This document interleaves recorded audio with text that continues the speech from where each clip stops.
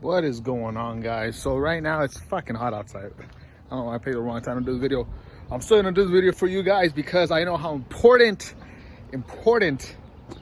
your car is and your build is to you.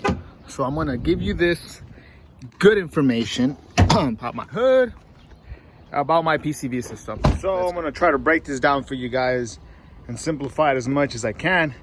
Everyone's saying, what the hell's all those hoses over there? Well, let me tell you what it is. Most of you EcoBoost owners are already familiar with the UPR dual valve catch can. Right, so this goes to your PCV system. This one goes to your intake manifold. This one goes into your turbo coupler, right? Which would be here. Obviously we got the check valves and we got the check valves there. But with my build motor and the big turbo system, I felt that I had to step it up a notch, and this is exactly how I did that. So this right there is a UPR VTA catch can that it's supposed to be set up for your PCV system and your valve cover outlet.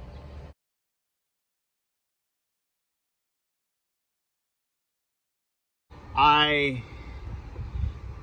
heated up that fitting because originally you have a hose going from your valve cover all the way into your intake. It's like a plastic little hose that goes on this side of the motor. On that plastic hose you have a sensor and you have a fitting that goes into your valve cover and a fitting that goes into your intake. You can easily just heat up that hose or that plastic hose and pop that fitting off, right? And then I grabbed a 5/8 hose.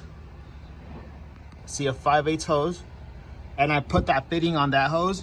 I spliced it here and put the sensor, and then this is a reducer. So now I reduce it to a 1/2 inch, and I got this at Home Depot for like $2.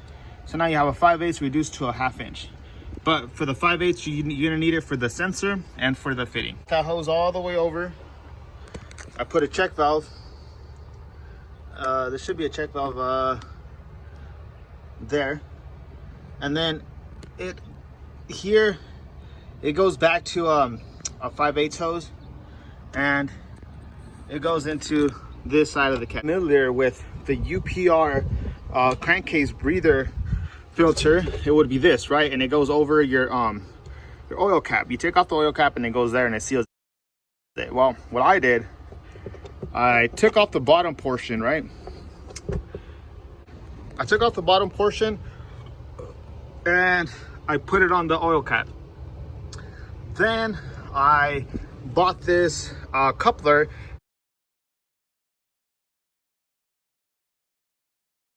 It's 1.5 inch that goes into a 5/8 a reducer, and then I connected that to connect a 5/8 to a 5/8 and a 5/8 to a 5/8, and I connected it to this can.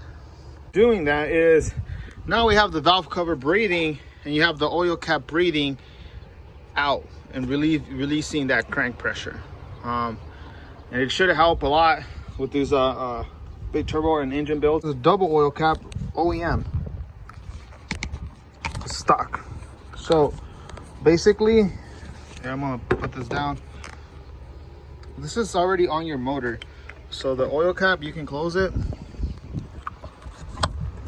All right, I'm gonna close it. You close it and then it closes, right? So I had to take off both because this thing was popped up way up here. So you kind of throw it down there, lowered it, and that's how it is, man. I don't know if I explained myself good. If you guys have any questions, send me a DM. This is the best way I could explain it, guys. Really worked out well for me. Now, another thing, lastly, I do have the radium plate, and I did gut that little check valve it comes with. I gutted it, and I added a airflow reducer here.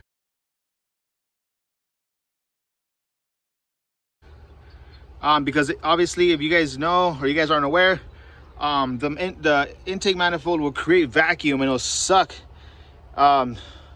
through the can, and it'll pull. There's actually a gasket on your crankcase, and it'll squeak from there. I don't know if you guys have ever experienced that, but you can't just gut the PCV and have an open fitting. You need like a airflow reducer of some sort. You can find it at your hardware store. I'll show you guys which one it is, but that's it, guys. That's all I got.